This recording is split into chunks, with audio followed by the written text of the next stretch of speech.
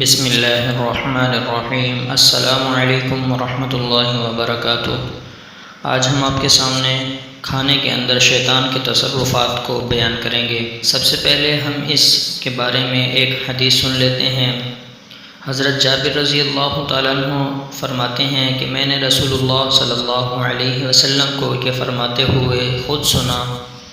کہ تمہارے ہر کام کے وقت یہاں تک کہ کھانے کے وقت بھی شیطان تم میں سے ہر ایک کے ساتھ رہتا ہے، لہٰذا جب کھانا کھاتے وقت کسی کے ہاتھ سے لقمہ گر جائے تو اسے چاہیے کہ اس کو صاف کر کے کھا لے اور شیطان کے لیے نہ چھوڑے۔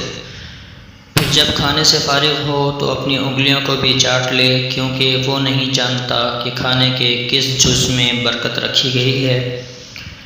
صحیح مسلم شریف کی یہ روایت ہے۔ حدیث کے آخری حصے میں کھانے کے بعد انگلیوں کو چاٹ کر صاف کر لینے کی ہدایت فرمائی گئی ہے، جس کے بارے میں ابھی عرض کیا جا چکا ہے،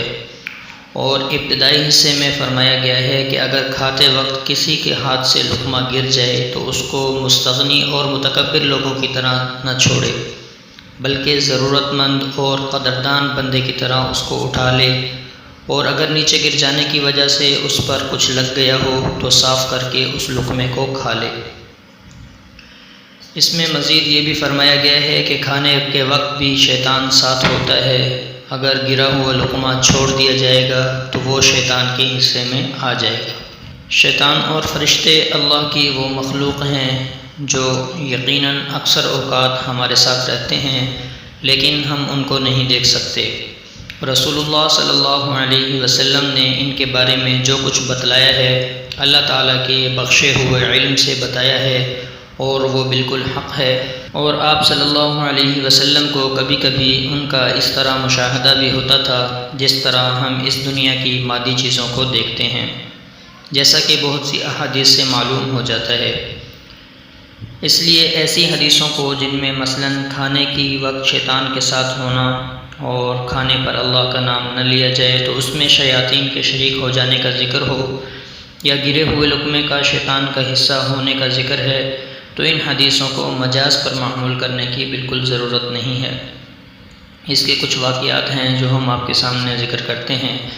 حضرت شاہ ولی اللہ محدث دہلوی رحمۃ اللہ علیہ اس حدیث کی شرح کرتے ہوئے حجت اللہ البالغہ میں واقعہ بیان کرتے ہیں کہ ایک دن ہمارے ایک دوست ہمارے پاس آئے، ان کے لیے کھانا لایا گیا، وہ کھانا کھا رہے تھے کہ ان کے ہاتھ سے ایک ٹکڑا گر گیا اور وہ لڑک کر زمین پر چلا گیا۔ انہوں نے اس کو اٹھا لینے کی کوشش کی اور اس لقمے کا پیچھا کیا، مگر وہ ان سے اور ہی دور ہوتا چلا گیا، یہاں تک کہ جو لوگ وہاں موجود تھے وہ اس تماشے کو دیکھ رہے تھے اور انہیں اس بات پر تعجب ہو رہا تھا، اور وہ صاحب جو کھانا کھا رہے تھے انہوں نے بڑی کوشش کر کے آخر کار اس کو پکڑ لیا اور اپنا نوالا بنا لیا۔ چند روز کے بعد کسی آدمی پر ایک جن مسلط ہو گیا اور اس آدمی کی زبان سے باتیں کرنے لگا، اور ہمارے اس دوست کا نام لے کر یہ بھی کہا کہ فلاں آدمی کھانا کھا رہا تھا، میں اس کے پاس پہنچا، مجھے اس کا کھانا بہت اچھا معلوم ہوا، مگر اس نے مجھے نہیں کھلایا تو میں نے اس کے ہاتھ سے اچک لیا اور گرا دیا، لیکن اس نے مجھ سے پھر چھین کر کھا لیا۔ اسی سلسلے میں دوسرا واقعہ اپنے گھر ہی کا شاہ صاحب نے یہ بیان فرمایا ہے کہ ایک دفعہ ہمارے گھر کے کچھ لوگ گاجریں کھا رہے تھے، ایک گاجر ان میں سے گر گئی، ایک آدمی اس پر جھپٹا اور اس نے جلدی سے اٹھا کر اس کو کھا لیا۔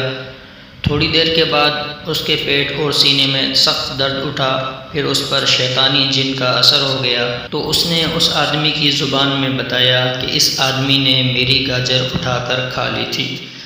یہ واقعات بیان فرمانے کے بعد شاہ صاحب رحمۃ اللہ علیہ نے لکھا ہے کہ اس طرح کے واقعات ہم نے بکثرت سنے ہیں، اور ان سے ہمیں معلوم ہو گیا ہے